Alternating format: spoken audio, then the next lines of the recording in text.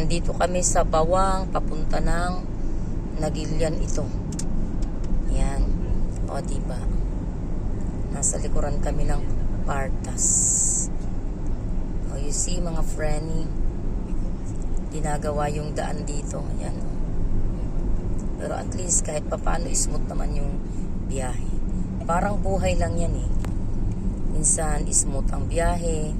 At minsan, may ronding hindi. Kasi may mga rough roads.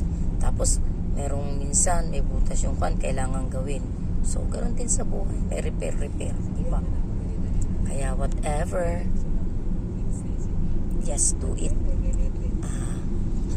right. Ayun, just do it right. Kapag merong mga sinasabi nating sa biyahe natin ng buhay o sa journey natin is medyo nadapa tayo, medyo huminto tayo along the way, hindi naman masamang huminto. Kung pagod ka na, o hindi naman masamang matulog, magpahinga, ganyan. Then after that, move on ulit. Sabi nga nung kapatid ko sa isang post niya, isinilang daw siyang mandirigma. Kasi araw-araw daw, may laban siya sa buhay. Aba, lahat naman tayo mandirigma. Sabi ko, magkapatid nga tayo. Ako din nga eh. Araw-araw, may laban sa buhay. Talagang ganun.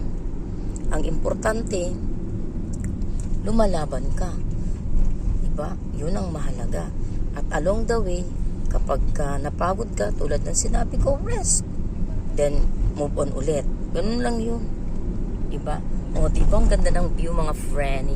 Minsan nagdrama-drama din tayo eh. Para lang may ma-share ganoon. O, ito yung daan papunta ng Baguio. See ya later. Babush.